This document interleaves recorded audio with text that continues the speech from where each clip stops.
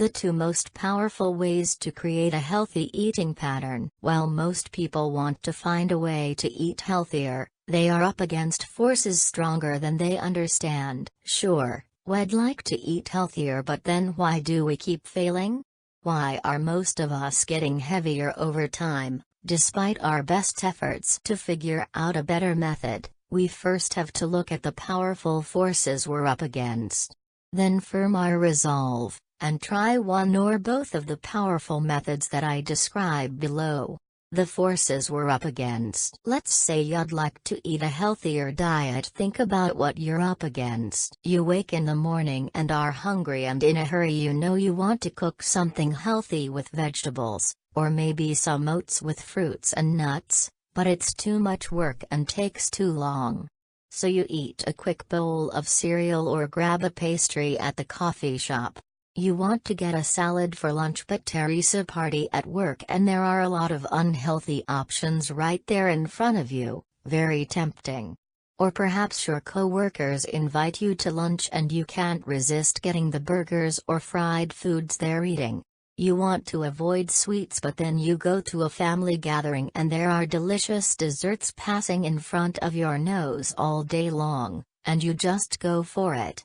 You've been disciplined about eating healthy for a few days, but at night your cravings for snacks get the best of you and you just pig out.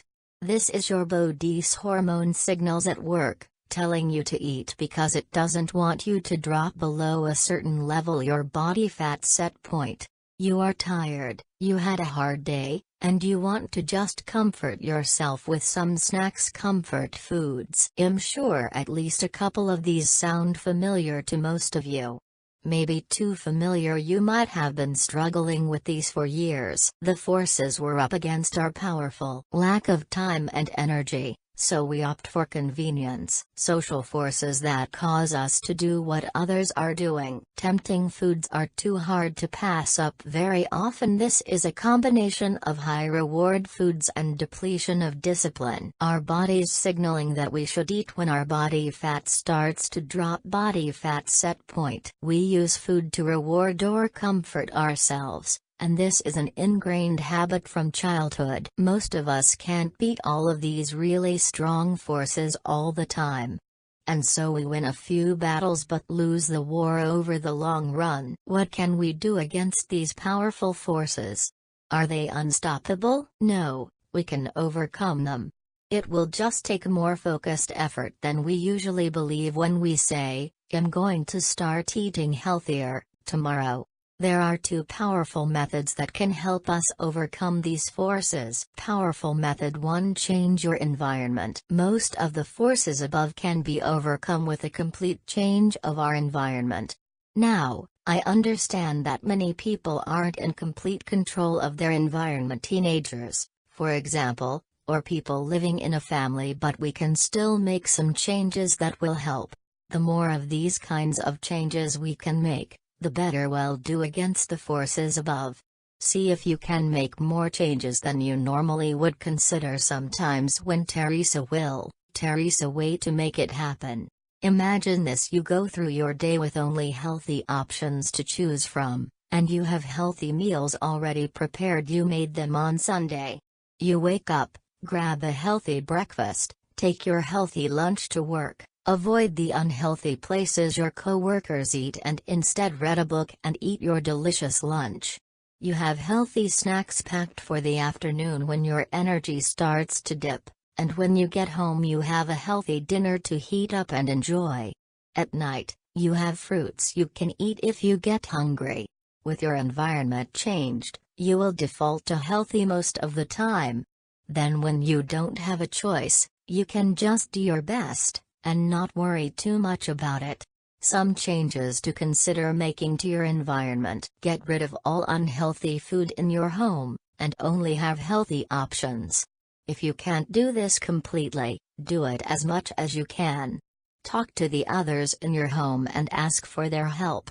Plan out some healthy meals and prepare them in advance on Sunday. Have healthy snacks available to you whenever you might get hungry. Bring a healthy lunch to work. Find a nice spot to enjoy this meal. Find some restaurants with healthy options that you can go to if you want to go with friends. Tell them not to let you order anything but the choices you've chosen ahead of time. Prepare or buy something healthy to bring to parties or family gatherings. Avoid hanging out near the unhealthy stuff. Plan ahead and have healthy stuff to bring for when you travel. Have healthy options available at work, and avoid places where they have unhealthy stuff. Get your friends and family to join you on your quest for healthy living.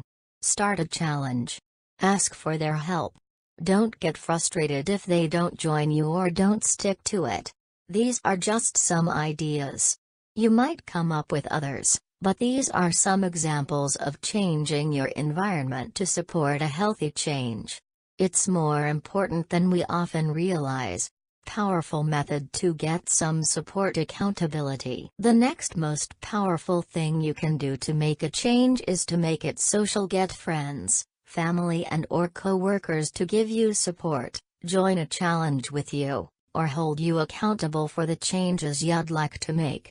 This is true for any habit, but it's especially true for eating habits. That's because our friends, family and co-workers are often the biggest influence on us when it comes to eating. If they are trying to make us eat dessert all the time, we will have a hard time resisting that for very long. But if they're eating healthy meals and snacks with us, or at least encouraging us to do so, we will probably do a lot better. Some suggestions here. Join my Sea Change program to get some support and accountability. We're doing the Healthy Eating Challenge right now, and it is set up to help you be a success. Create a challenge and see if friends and family will join you. Or make it a challenge for your office. Get an accountability partner or two, and report to each other every day. Or at least every week. I highly suggest you join us in the Healthy Eating Challenge in Sea Change. I'd love to have you. 3 other things we can work on. While those are the 2 most powerful methods of change, there are a couple things that are also pretty important that I should mention. Change your coping mechanisms. A problem that many of us have is that food is our way of coping with stress, feeling bad, and so on. It's been that way for years. To overcome this old habit, we have to find new ways of coping with stress, anger, sadness. When those feelings come up, you have to consciously choose to deal with them in a new way. Talk to someone, go for a walk or a run, take a hot bath, have some tea, meditate. Do this consciously for a while and soon you won't need the food to cope. The same is true for rewarding yourself for hard work, by the way. Practice self-compassion. What do we do when we feel bad about ourselves? Again, we often cope by going to our comfort foods. But instead, we can start to practice self-compassion. Do this regularly and you won't need the food to feel better as much. Practice mindful enjoyment of healthy food. People don't like to eat healthy food if they think of it as a sacrifice, of eating food they don't like just because it's good for them. Instead, try to be mindful as you eat the food, and find something to enjoy about the experience. Can you slowly learn to adore the taste of fruit, of avocados, of greens sautéed in garlic and olive oil? Eat slowly, mindfully, and with joy. These might sound like a lot of changes to make, and they are. But you don't have to do them all at once. Make it a project to do some of these changes each week, slowly practicing the new coping mechanisms, slowly changing your environment, slowly getting more support and accountability. Thank you for your listening. Remember to leave a like below if you liked the video, and to subscribe to the channel, because new and interesting articles will be published every day. Let me know in the comments below which kind of topics would you like in the next videos.